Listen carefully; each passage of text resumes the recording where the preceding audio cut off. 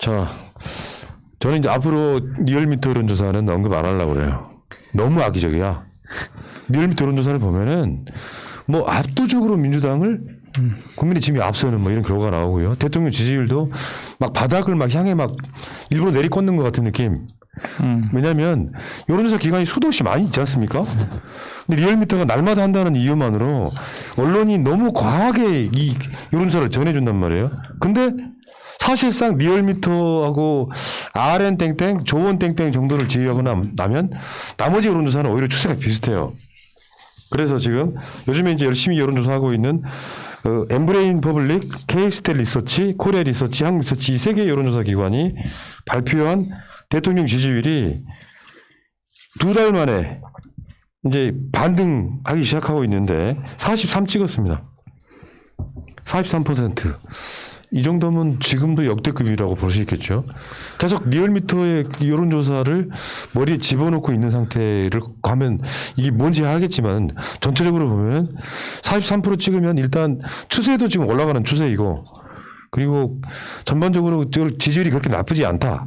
아무것도 아닌데 사실은 진실이 어떤 건지도 모르는데 리얼미터 같은 경우에는 이걸 약간 교란하는 작용이 분명히 있어요.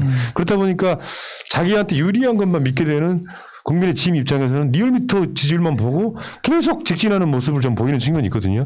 더 흔들게 되는 측면이 있어서 문 대통령 지지율은 분명히 하락이 멈추고 다시 상승하기 시작했다. 이게 이제 이거 보면은 30대, 40대에서 특히 지지율이 50%, 58% 기록했는데 사실 30대, 40대면은 실질적으로 사회생활을 왕성하게 하는 분들이 있잖아요. 그래서 그렇게 실질적으로 사회에 적극적으로 참여하는 층에서는 인정을 더 많이 받고 있다 이런 생각이 들고 앞으로도 이렇게 참여하는 사람들이 계속 관심 갖고 있으면 이런 지지율이 계속 올라갈 가능성이 훨씬 높다 이런 생각을 하게 됩니다. 그 뭐 항상 이런 여론조사를 보면은 참 웃긴 게 뭐냐면 어느 한 회사가 단독으로 뭔가를 했을 때 특히 자주 보이지 않는 조땡땡이라든지 뭐 이런 데는 확 어떤 결과가 안 좋게 나오는데 공동 조사를 하게 되면 이렇게 지금 엠브레인 퍼블릭이라든지 이런 식으로 코리아 리서치, 한국 리서치 이렇게 한 3-4개 혹은 뭐 동시에 하게 되면 다 그 반대로 나오고 있거든요. 결국에는 조작을 동시에 한다는 얘기는 뭔가 어떤 한쪽에서 치우쳐서 조작을 못 한다는 거잖아요. 그러면 어느 한쪽에서 하는 것보다는 이런 식으로 공동으로 조사하는 것에 신뢰성을 더 믿고 가야 된다 생각하고 있고 항상 그런 얘기 하잖아요. 뭐 핵심 지지층이 떠났다고 하는데 말씀하신 것처럼 핵심 지지층은 오히려 더 견고해지고 있다. 그렇게 생각을 좀 하고 있습니다. 예, 여기서 진짜 중요하게 볼 게 2가지가 있는데 휴대전화 가상번호 100%예요. 유선전화가 많을수록 국민의 지임한테 유리하다는 건 누가 알려진 상식이고 상담원이 직접 이야기하는 거랑 기기가 이야기하는 게 엄청 다르다는 거고 기기가 이야기할 때 제일 많이 나오는 게 윤석열이에요. 진짜 중요한 거 응답률이 32%나 됩니다. 엄청 높네요. 리얼미터가 최근에 내고 있는 여론조사들 응답률이요. 약 5% 정도밖에 안 나와요. 응답률이 낮을수록 그 응답률 때문에 여론조사의 정확도가 떨어지는데 사실은 리얼미터는 지금 이런 식으로 여론조사하면 안 돼요. 현실의 실제 여론조사는 언론들이 말하는 것처럼 문재인 정부의 지지율이 최악이다 이 정도 아닙니다.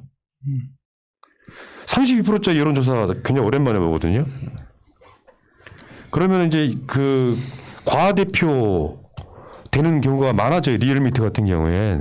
그러니까 이제 패널 조사 의심하는 거죠. 항상. 정해진 사람들한테만 그 답을 요구하고 있는 게 아니냐. 그러면 처음에 그 패널 구성이 만약에 국민의 지임 쪽에 굉장히 유리하게 됐다면 그 유리하게 된 게 계속 꾸준히 그 추세를 만들고 있는 게 아닌가라는 의심을 해보는 거예요. 그러니까 그런 데이터도 어떻게 보면 여론조사들이 좀 공개를 좀 할 필요가 있다 생각을 좀 하고 있습니다. 자기들이 진짜 뭐 정상적으로 하고 있다라면은 그 차이가 왜 나는지 그리고 정말로 문제가 없다라면 자기들이 떳떳하다라면 그런 것들을 공개를 해서 좀 검증을 받아보는 것도 중요하지 않나 생각을 좀 하고 있습니다. 근데 저는 그 여론조사 이제 수치가 일단 나왔는데 그 국민들 보면은 가장 주된 관심이 지금 코로나 그 경제가 좀 길어지면서 경제 쪽으로 거의 다 흘렀습니다. 그러니까 이게 집값 문제 그다음에 뭐 나중에 일자리 문제 등등으로 갔기 때문에 이건 실제로 우리나라가 다른 나라에 비해서 좀 잘하고 있는데 이 경제 정책의 성과는 상당히 그 효과가 수년되거든요. 그러니까 지금 돈을 쏟아부으면 곧바로 아웃풋이 나오는 게 아니고 이게 뭐 1년, 2년 뒤에 효과가 나오는 것이기 때문에 지금 대통령이 하는 정책은 실은 그 양극화되고 있는 특히 서민들 위한 정책을 많이 하거든요. 그래서 이럴 때일수록 우리 서민들 일반 국민들이 좀 이렇게 결집해야 되는데 오히려 그 한 몇 달 사이에 두세 달 사이에 경제가 어렵다는 이유 때문에 오히려 기득권층은 똘똘 뭉쳤고 오히려 우리 쪽은 맞아요, 조금 맞아요. 분열됐던 구조가 있거든요. 그래서 그 결국은 그 민주 진보 진영이 추구하는 경제 정책과 수구 기득권이 펼치는 경제 정책이 어떤 건지에 대해서 좀 국민들의 이해가 좀 요구된다. 그게 지금 생각합니다. 갈라치기로 들어오는 건데 네네. 이제 자영업자 하시는 분들이 정부의 방역 안 따르겠다. 불복종 운동 뭐 그런 게 보도가 되더라고요. 그 심정이 뭔지는 알겠는데 그렇게 해서 그분들한테 돌아가는 건 악순환일 뿐이에요. 원발의 오리줌둥이라고. 그렇죠. 이런 상황에서 빨리 끝내고 일상으로 돌아가자 운동을 해야 되는데 먹고 살기 힘들어 죽겠으니까 방역 지침 따르지 않겠다. 우리 영업할 거야 막 이런 식으로 나오고 있지 않습니까? 이걸 또 보도하는 언론이 있고. 그러니까 지금 문 대통령이 긍정평가 받은 부분 아까 말씀하셨지만 취약계층과 사회적 약자에 대한 지원 정책, 소상공인과 중소기업에 대한 지원 정책, 일자리와 고용 정책, 주택과 부동산 정책도 있습니다.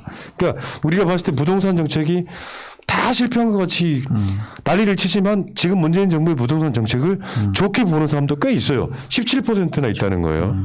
그러니까 어쨌건 지금 이런 여론조사에 너무 휘둘리지 마시고요. 이런 거 있잖아. 정치권이 여론조사에 흔들리면은 뚝심 있게 뭔 아젠다를 끌고 가지고 못해요. 저는 그런 부분에서는 정치권이 리얼미터를 너무 깊게 보지 마시라. 앞으로 저는 리얼미터는 웬만하면 언급을 안 하려고 해요. 너무 악의적이야. 지지 그 응답률 한 5% 갖고 이런 32.1%의 응답률을 가진 여론조사를 사실상 정확도에서는 엄청 차이가 있다고 보는데 부정확한 게 뻔한 여론조사를 언론들이 너무 많이 언급하고 있더라. 저는 그런 이야기를 드리고 싶고요.